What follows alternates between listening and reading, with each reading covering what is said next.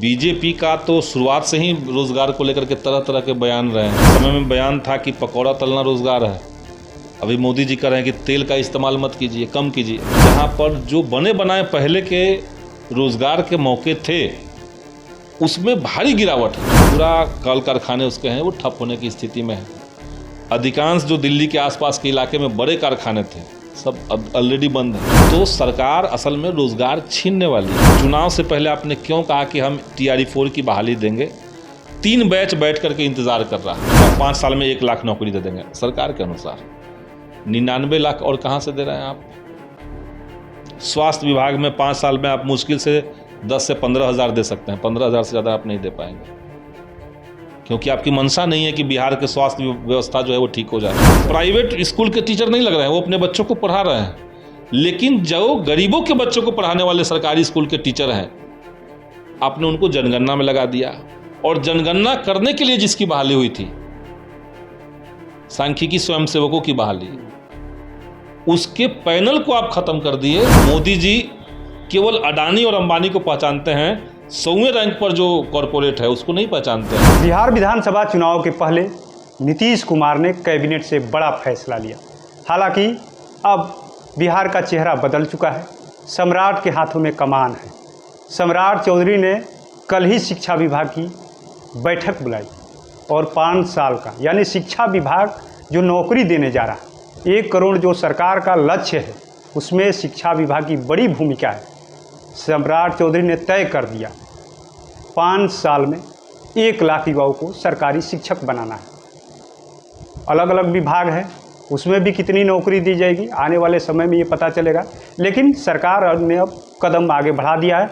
हमारे साथ सीधे सीधे बात करने के लिए भाकपा माले के विधायक संदीप सौरव जी, जिस तरीके से आप लोग लगातार सवाल उठा रहे थे, कहाँ से नौकरी, इतना जो लक्ष्य रखे हैं कैसे दीजिएगा, सरकार ने तो कदम बढ़ा दिया। 5 साल में 1 लाख नौकरी शिक्षक बनाएंगे। बयान में तो सरकार कदम बढ़ा ही देती है। इतने बयानवीर आपको थोड़ी लोग मिलेंगे। अब बीजेपी का तो शुरुआत से ही रोजगार को लेकर के तरह तरह के बयान रहे हैं। एक समय में बयान था कि पकौड़ा तलना रोजगार है। अभी मोदी जी कह रहे हैं कि तेल का इस्तेमाल मत कीजिए, कम कीजिए। तो पकौड़ा भी मत तलिए। 2 करोड़ सालाना रोजगार देने की बात थी और आज के समय में देश को उस स्थिति तक पहुंचा दिया गया जहां पर जो बने बनाए पहले के रोजगार के मौके थे उसमें भारी गिरावट है।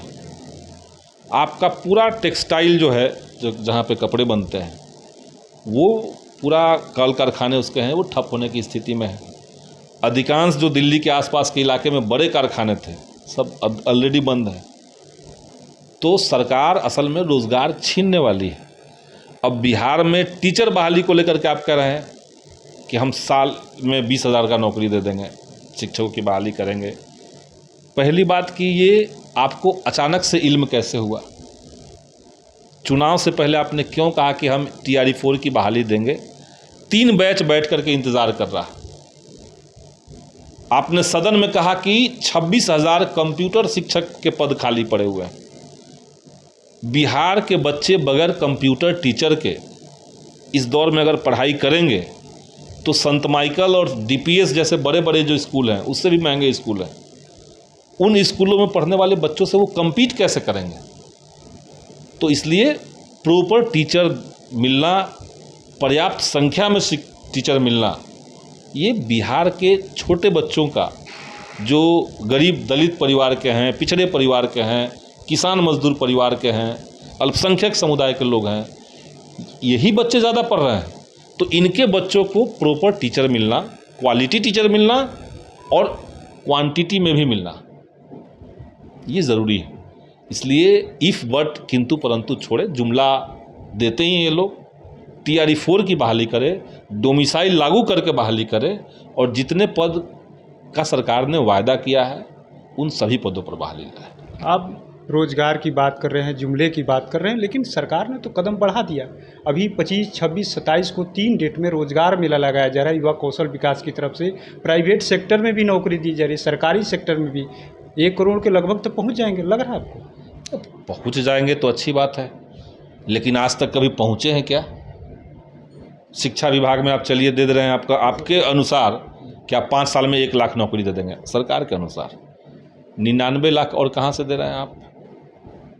स्वास्थ्य विभाग में 5 साल में आप मुश्किल से 10 से 15 हज़ार दे सकते हैं, 15 हज़ार से ज़्यादा आप नहीं दे पाएंगे, क्योंकि आपकी मंशा नहीं है कि बिहार के स्वास्थ्य व्यवस्था जो है वो ठीक हो जाए।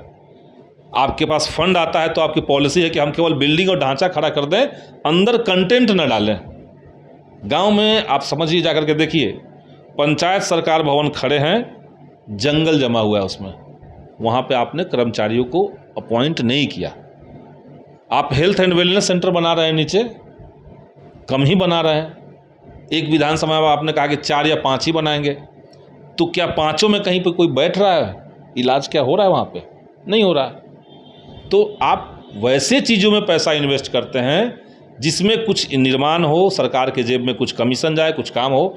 अगर हम आदमी अपॉइंट कर देंगे हॉस्पिटल में, अगर हम एक्सरे मशीन चलाने वाला अपॉइंट कर देंगे, वो सरकारी नौकरी निकाल देंगे, बहाली निकाल देंगे, तब तो उसके सैलरी से हम पैसा नहीं चुरा सकते, नहीं वहाँ से ला सकते हैं। तो बहालियाँ कम करना ये सरकार की मंशा है। एक उदाहरण आपको और दे दे रहे हैं, सरकार के पास ये बात आप लोग पहुँचाइएगा। आपने कहा था कि 1 करोड़ लोगों को रोज़गार या नौकरी देंगे। अभी बिहार में जनगणना चल रहा है, इस जनगणना में टीचर्स को लगा दिया गया।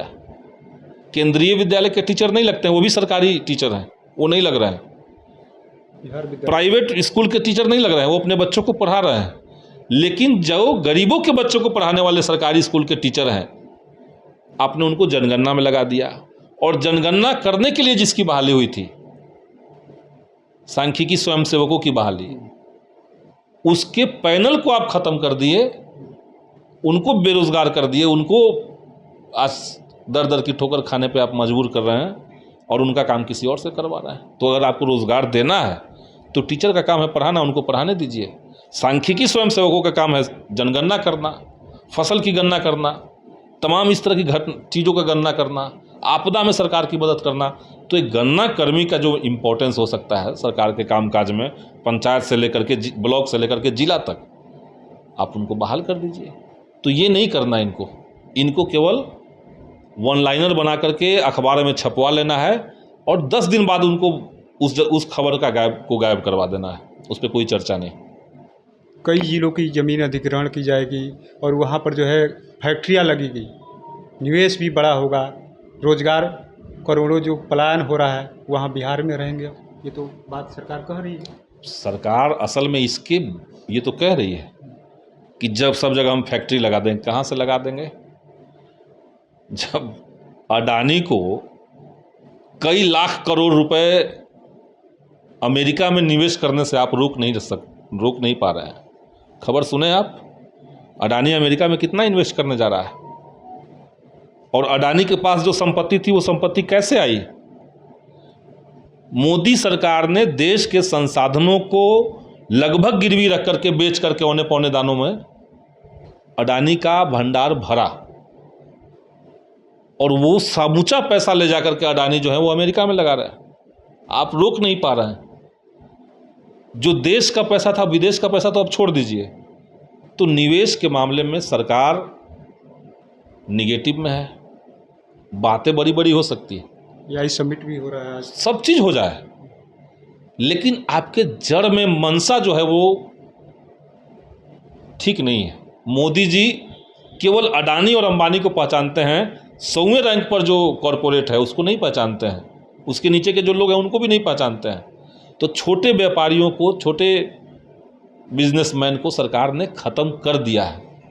तो अब अचानक से आप कहाँ से निवेश लाएंगे, वो तो एक बात है, लेकिन इनकी जो मंशा है, जो आप लोगों को दिखा भागलपुर वाले मामले में, 1 रुपये के हिसाब से 99 साल तक, 1 रुपये 99 साल तक 1050 एकड़ ज़मीन दे दिया गया अडानी को 1 रुपये में। तो असल में बिहार में ये जो सर्वे किया जा रहा है, इसके माध्यम से आप ज़मीन चिन्हित कर रहे हैं। जो ज़मीन गांव के गरीब जिस पे बसे हुए हैं, आप उसको उजाड़ रहे हैं, उसको तोड़ रहे हैं, और वो ज़मीन आप उसी तरीके से 1 रुपये के हिसाब से अडानी को देंगे। अडानी पैसा कमाएगा, वो पैसा अमेरिका जाएगा, अमेरिका में निवेश होगा, हिंदुस्तान में कम होगा। तो ये देश को, बिहार को लूटने की साजिश भाजपा कर रही है। एक सवाल और ले लेते हैं आपसे। जिस तरीके से आपने जो बातें कही जनगणना को लेकर के कि जो बिहार सरकार के जो गरीब बच्चे को पढ़ाते हैं उनको जनगणना में लगा दिया गया, लेकिन एक न्यू पॉलिसी जो है एजुकेशन की जो है ग्रेजुएशन के लिए आई है। सम्राट चौधरी कह रहे हैं कि हम ऐसी शिक्षा व्यवस्था कर देंगे कि जो बच्चे हैं, अधिकारियों के बच्चे जो है गवर्नमेंट स्कूल में पढ़ेंगे। लेकिन सवाल यही है कि जो बच्चों ठीक ढंग से जड़ नहीं मजबूत होगी तो वहाँ तो छट जाएंगे जाके, जो न्यू पॉलिसी में ग्रेजुएशन के लिए किया गया। अगर सरकार कह रहे कि अधिकारियों के बच्चे जाएंगे सरकारी स्कूल में पढ़ना, अब ये कह दिए, कहने के बाद उसको आप रिकॉर्ड कर लीजिए और 2 साल बाद 5 साल बाद आप उनसे पूछिए आप ऐसा क्या करेंगे कि सरकारी स्कूलों का जो स्टैंडर्ड बना करके रखा गया है और जो महंगे प्राइवेट कॉलेज और यूनिवर्सिटी और स्कूल वो जो स्टैंडर्ड बना करके रखे हैं, इनके बीच का गैप कम हो। तो सबसे पहले अगर सरकार की मंशा होगी, कहने के लिए तो कह दिए, लेकिन अगर सच में मंशा है तो प्राइवेट स्कूलों पे लगाम लगाना, उनको अपने कंट्रोल में लाना, एक तो ये करना होगा। दूसरा है कि आप जितने बिहार के अंदर सरकारी स्कूल हैं, जितने, आप सारे स्कूलों को केंद्रीय विद्यालय का दर्जा दे दीजिए। दर्जा दे दीजिए मतलब केंद्रीय विद्यालय को चलाने के लिए जो रूल्स रेगुलेशन आपके पास हैं, केंद्रीय विद्यालय को चलाने के लिए जो फंड एलोकेशन आप करते हैं, क्योंकि केंद्रीय विद्यालय भी सरकार ही चलाती है, कोई और तो नहीं चला रहा है, तो आप केंद्रीय विद्यालय को अच्छे से चला सकते हैं, वहाँ क्वालिटी एजुकेशन इंश्योर कर सकते हैं, तो आप सारे स्कूलों में कर सकते हैं। ये पॉलिसी अगर सरकार लेकर के आए तब तो सब लोग पढ़ाएंगे। अधिकारी अपने बच्चे केंद्रीय विद्यालय में पढ़ाते हैं, गांव के सरकारी स्कूल में नहीं पढ़ाते हैं। तो गांव के सरकारी स्कूलों को भी अगर केंद्रीय विद्यालय की तरह सुविधाएं मिलने लगे, उतना इंफ्रास्ट्रक्चर मिले, उतनी फैसिलिटी मिले, उस तरह की पढ़ाई का स्टैंडर्ड बने, तो काफ़ी अच्छा होगा।